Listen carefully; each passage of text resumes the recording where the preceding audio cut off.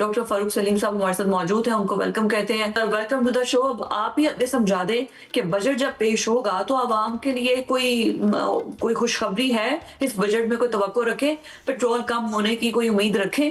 देखिए 2010 से लेकर के 2025 तक कोई 16 बजट्स जो हैं वो तो मैंने बड़े करीबी देखे हैं और उनको स्टडी किया है। उसमें तो जानिए कि दो कॉमन चीज़ें जो हैं उन 16 बजट्स के अंदर, वो पहली चीज़ तो ये है कि मुझे लगता है कि शेख चिल्ली वो बजट लिखता है और अलिफ लैला की कहानियाँ सुनाई जाती हैं। देखिए अच्छा। 2010 का जिक्र इसलिए किया कि 2010 वो साल है जिस साल 18वीं तरमीम पास की गई थी। अब 18वीं तरमीम के बाद जो उसमें जो फाइनेंशियल शिकें हैं उसकी, जो माली शिकें हैं, उनके ऊपर अगर अमल दरामद किया जाए तो आप सोचिए कि वफाकी हुकूमत जो है वो बजट नहीं बना सकती। इस साल भी जैसे अगर पहले 16 साल गुजरे हैं, पहले 16 बजट गुजरे हैं, इस साल भी तवक्को ये रखें कि वज़ीर ख़ज़ाना साहब नेशनल असम्बली के फ्लोर पे खड़े होंगे और वो ऐलान करेंगे कि इस साल हुकूमत पाकिस्तान 17,000 अरब की आमदन तवक्को कर रही है या तखमीना लगा रखी है।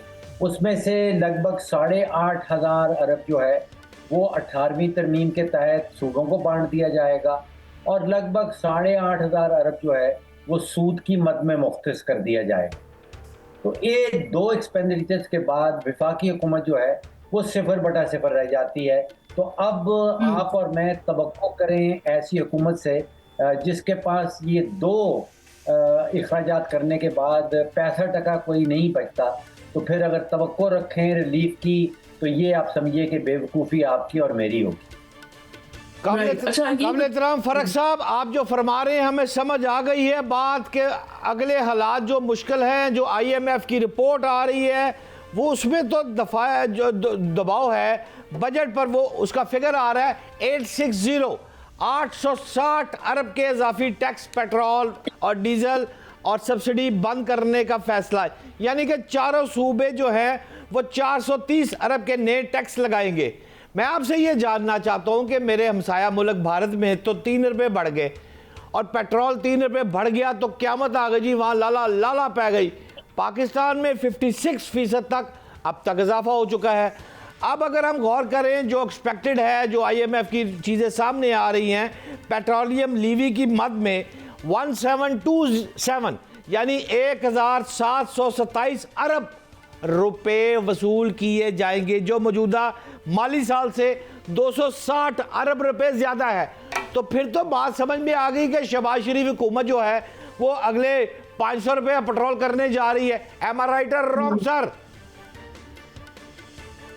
देखिए जिसका जिक्र आप कर रहे हैं, जिस तरफ आप इशारा कर रहे हैं पेट्रोलियम लेवी की तरफ, बिल्कुल वैलिड इशू है। अगर पेट्रोलियम लेवी को मुकम्मल तौर पे पेट्रोल की कीमत के अंदर जो है वो उसका हिस्सा बना दिया जाता है तो आप समझिए कि महंगाई को एक परमानेंट स्ट्रक्चर मिल जाएगा।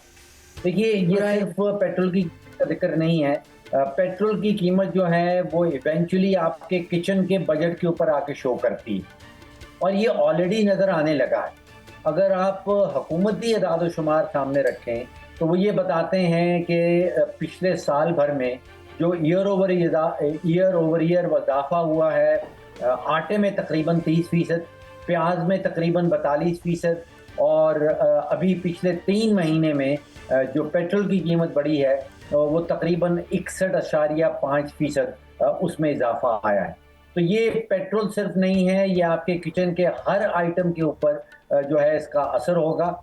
और आप सोचिए कि जंग से पहले जो बिजली के बिल की मुश्किलात थी और बिजली का बिल पे करने के बाद जो है वो तकरीबन 70 से 80% पाकिस्तानी जो ख़ानदान हैं उनके पास बच्चों की फ़ीस का मसला पैदा हो जाता।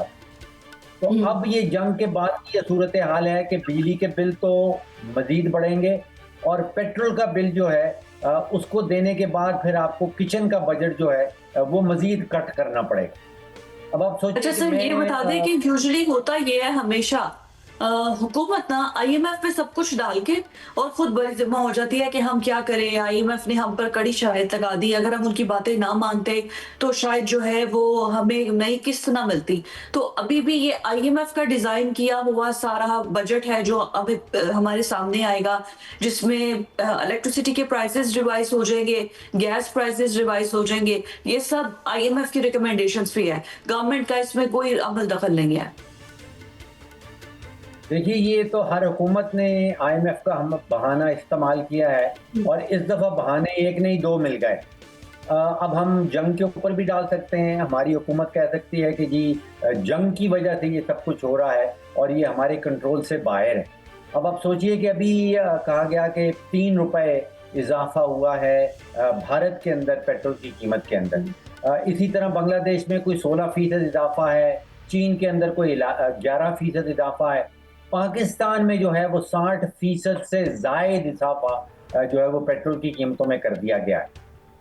कहाँ ये जा रहा है कि पेट्रोल की लेवी बढ़ाई जा रही है क्योंकि एफबीआर वाले जो हैं वो टैक्स इकट्ठा नहीं कर पा रहे। स्टेट ऑफ मुझसे सिर्फ पाकिस्तानी परचम वाले जहाज गुजर रहे हैं तो हमें 60% महंगा मिल रहा है। एनीवेज जी, मैं यही कहना चाह रहा हूँ कि भारत भी वहीं से पेट्रोल खरीदता है जहाँ से पाकिस्तान खरीदता है। चीन का तेल भी वहीं से आता है, आलमी मंडी से आता है, पाकिस्तान का तेल भी आलमी मंडी से आता है। अब ये बात वाज़ेह है कि जब आलमी मंडी में कीमत बढ़ जाती है तो किसी न किसी के ऊपर बोझ तो डालना होता है। अब ये आपके मुल्क की अंदरूनी पॉलिसी है। जैसे भारत ने ये फैसला किया कि इसका बोझ जो है वो रिफाइनरीज के ऊपर डाला जाएगा, वो अवाम के ऊपर नहीं डाला जाएगा, तो वहाँ पे सिर्फ 3 रुपए जो है फी लीटर इजाफा किया गया। बांग्लादेश में ये फैसला किया गया कि इसका तकरीबन 80 से 85% जो बोझ है वो बांग्लादेश पेट्रोलियम के ऊपर डाला जाएगा, जो उनकी एक स्टेट ओन कंपनी है। पाकिस्तान में ये फैसला किया गया कि 100% जो आलमी मंडी का बोझ है वो अवाम के ऊपर डाला जाएगा और मजीद हुकूमत भी इसी बहाने के तहत अपने खजाना भरने के लिए आप दुरुस्त फरमा रहे हैं, काबिल एहतराम। लेकिन मैं आपसे सिर्फ आखिरी एक सवाल करना चाहता हूं। हम तीनों ने मिलकर पाकिस्तानी अवाम को अच्छा खासा खौफजदा तो कर दिया है कि जी पेट्रोल भी बदल लगा जाए तो गैस भी बदल लगी जाए, लेकिन मैं जानना आपसे आखिरी सवाल मैं ये चाहता हूँ कि मुझे तो ये लग रहा है, अगर मैं इसहाक डार साहब को देखूं वो कहता है कि मशरक़ वस्ता का तनाज़ा ना होता तो जो शरह थी वो 4% तक पहुंच सकती थी।